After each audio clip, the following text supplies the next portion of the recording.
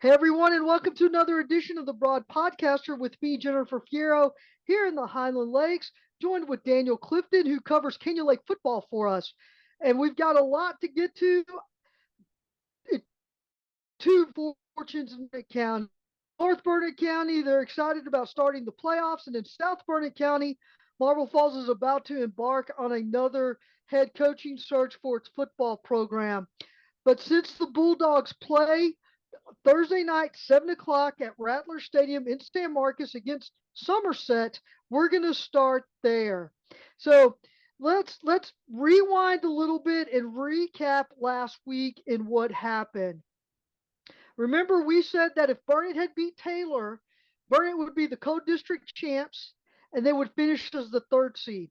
If they lost to Taylor, they would go in as the fourth seed. So you were either a co-district champ or you were a fourth seed. Well, Burnet eked out a 13-8 win, and I believe that's right, 13-8 over Taylor. Yeah, 13-8, 13-7 over Taylor. They actually had a 13-0 lead at one point. This was really a slugfest just by the looks of it. Burnet had 189 yards rushing. Taylor had 132 rushing, but Burnet had 123 yards passing to Taylor's 84. That really surprised me, Daniel, because I thought Taylor had a very accurate quarterback. It sounds like they started who I thought was the correct quarterback and starting number 12, one of the two twins. Looked like he got the start, but I'm surprised that Taylor was unable to move the ball in the passing game more than I did not anticipate them throwing less than 100 yards for the game. That shocked me. What do you think that says about the Burnet defense? I think it goes back to a lot of the coaching and how they get prepared for those games. It doesn't seem like they go in like with just the idea of this is the defense scheme we're always going to run.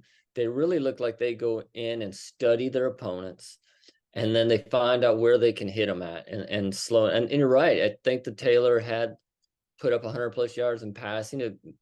We could be looking at a different outcome, but I think the coaching and the players, hats off to the players too for doing what the coaches needed them to do, and the players bought it. I think it comes down to what the coaching right there. A lot of it, just seeing what works, what Taylor was doing. They've got to see him a couple times on film, probably for sure.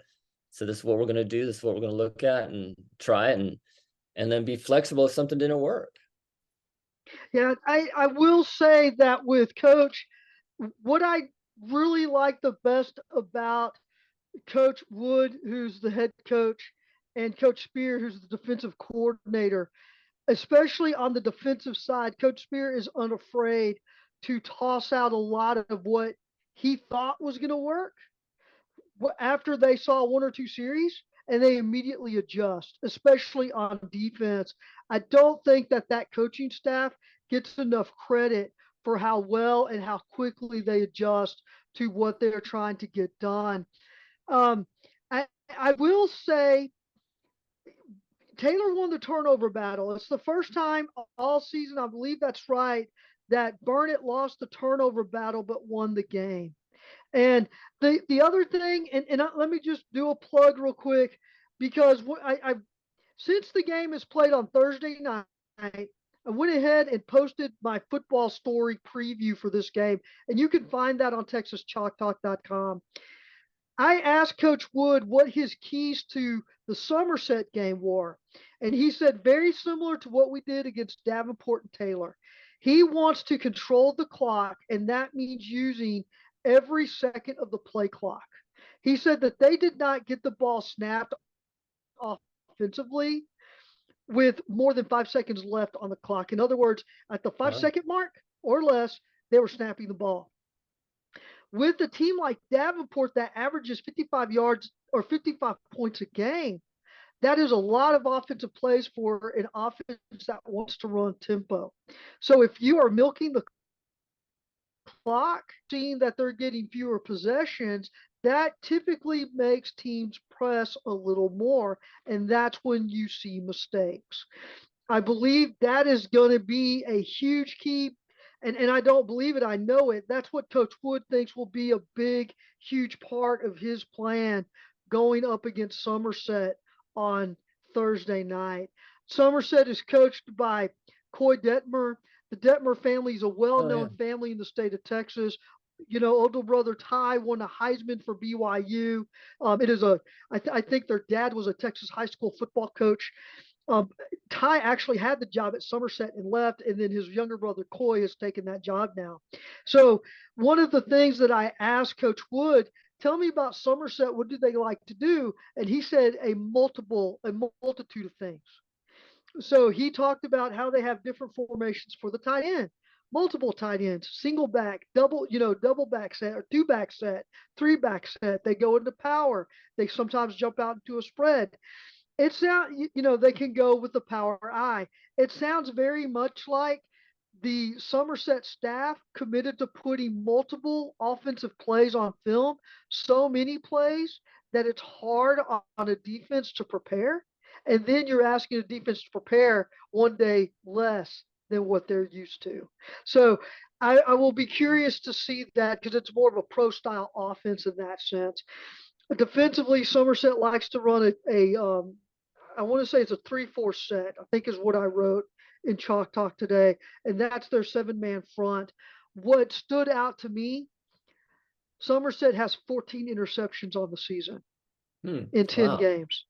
I thought that was high. That's amazing. Yeah. Yeah. Yeah. I thought that was a really good number. The only other team that I know of that has been in the teens like that was the Llano Yellow Jackets of 2022.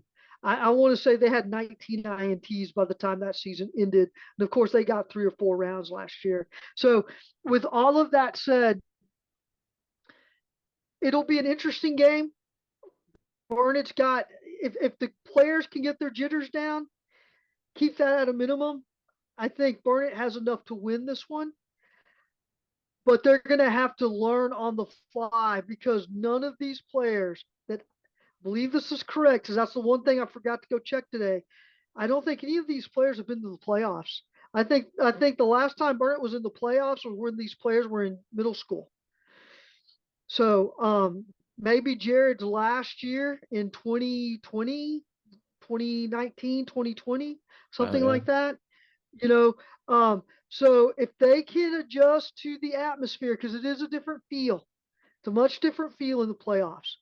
If they can adjust to that quickly, I think they have enough to find a way to win this.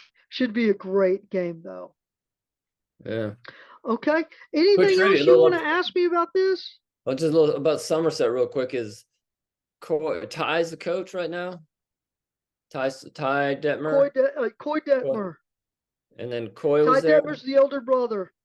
Their Coy is now dad, the their dad's son. He was the head coach at Somerset. yeah, So it's the like a family hometown. affair there in Somerset. Yeah, yeah, that's So okay, correct. That so part I forgot about. yeah.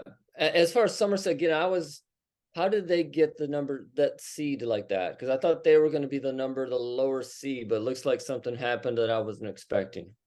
Yeah, according to Coach Wood, it was points. Okay. They used the point system to determine seedings. Somerset went in as the number 2 seed. I think Fredericksburg got in as the number 4 seed, and Uvalde is the number 3 seed. And of course, Murray is a district champ in that district and a number 1 ranked team in the state. Wow. So everything else in that district seems pretty even. Just talking to different coaches around the area, there's massive respect for Bernie. Everybody else in that district seems to be on even kill, if you It will. does seem like everybody because they're three. They have Somerset, Uvalde, and Fredericksburg all 3-2. Yeah, Um, yeah. Everybody beat everybody in that district. except for Bernie, nobody could beat Bernie. No, nobody can beat the number 1 team in the state. Okay, we're gonna wrap this up.